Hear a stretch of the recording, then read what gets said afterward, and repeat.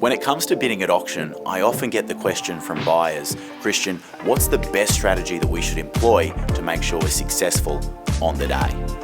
But when it comes to auction bidding strategies, I like to keep things pretty simple, because the less that you overthink it, the better off you're going to be. My advice to every client is that you need to determine 3 prices before you go into the auction arena. The first price is the price at which you would love to own the property. That's the price at which you believe it'd be an absolute steal. You don't believe that the property would actually sell for that, but again, it's that dream price where you would love to own it if you could. The second figure that you need to determine is what you believe to be fair market value. The way that you can determine fair market value is by comparing other properties in the area, recent sale prices, and I guess the interest that the property has seen over the course of the marketing campaign. Once you've identified fair market value, the third price that you need to identify from there is that absolute walkaway price, that final figure at which it's not necessarily what you want to pay for the home, but if the bidding pushed you to that level, you would pay it. And my advice is then often leave yourself a little wiggle room too.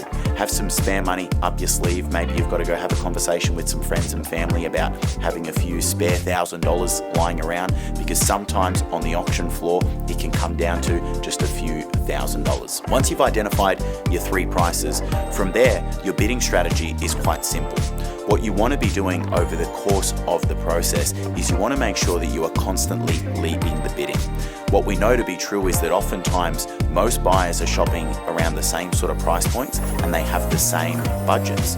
Often it is actually a race to see who can get to a particular figure first. Because if we all had a similar budget of $500,000, if I got to $500,000 before the next buyer, they are now going to miss out on the property at a price that they would have been willing to pay. On the flip side, had they got to $500,000 first, they would have been purchasing the property at a price that I would have been willing to pay, but I'm not able to pay above. So again, that's why it's always really important to follow the auctioneer, continue to lead in the bidding, and be really confident with your bidding. Bid loudly, bid boldly. What you want to be doing is showing the other buyers that you're there to buy and that they don't stand a chance. And so my advice is always open the bidding. As soon as the auctioneer calls for an opening bid or offer, the best thing you can do is open the bidding at the love to buy it price. That's the first price that you determined. And from there, bid really confidently and boldly all the way through to fair market value. And then depending on how the bidding is going during the course of the auction, you may then choose to continue to bid always confidently, always boldly, all the way through to your walkaway figure.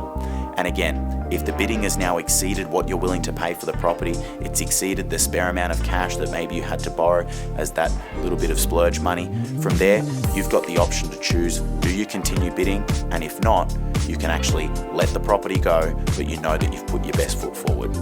So again, those are my strategies to bidding at auction. Keep it simple, have 3 prices in mind, and bid confidently all the way through. If you've got any questions at all over the course of your buying journey, please don't hesitate to reach out. We are here to help, and we look forward to seeing you on auction day.